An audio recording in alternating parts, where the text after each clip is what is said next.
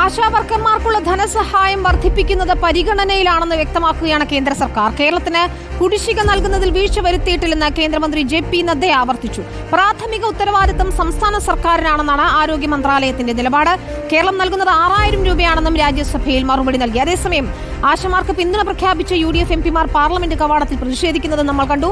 മുഖ്യമന്ത്രി പിണറായി വിജയൻ നാളെ കേന്ദ്രമന്ത്രി നിർമ്മല സീതാരാമനുമായി കൂടിക്കാഴ്ച നടത്തും. നോബൽ മാരിക്കാരനുണ്ട് വിശദാംശങ്ങളുമായി. നോബൽ, കേന്ദ്ര സംസ്ഥാന സർക്കാരുകൾ പരസ്പരം പഴിചാരുന്നതിനിടയിലാണ് ഇപ്പോൾ ആരോഗ്യ മന്ത്രി തന്നെ നിലപാട് വ്യക്തമാക്കുന്നത്. എന്തെങ്കിലും വകയുണ്ടോ, ആശയ്ക്ക് വകയുണ്ടോ ആശമാർക്ക്?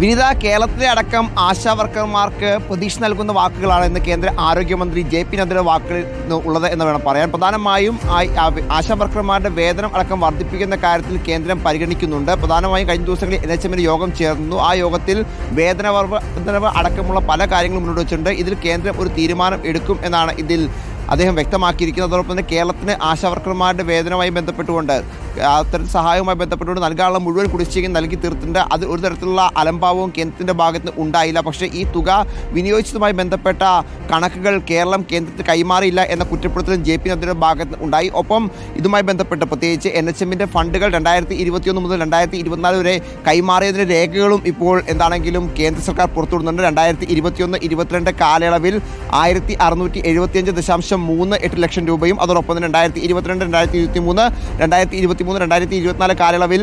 8780 ലക്ഷം വീതവും കൈമാറിയിട്ടുണ്ട് എന്ന കണക്കാണ് ഇപ്പോൾ പുറത്തേക്ക് വിട്ടിരിക്കുന്നത്. ഇൻസെൻറ്റീവായി പ്രതിമാസം 2000 രൂപയാണ് കേന്ദ്ര സർക്കാർ ആശാ വർക്കർമാർക്ക് നൽകുന്നത്. കേരളത്തിൽ ആശാ വർക്കർമാരുടെ വേതനം 6000 രൂപയാണ്.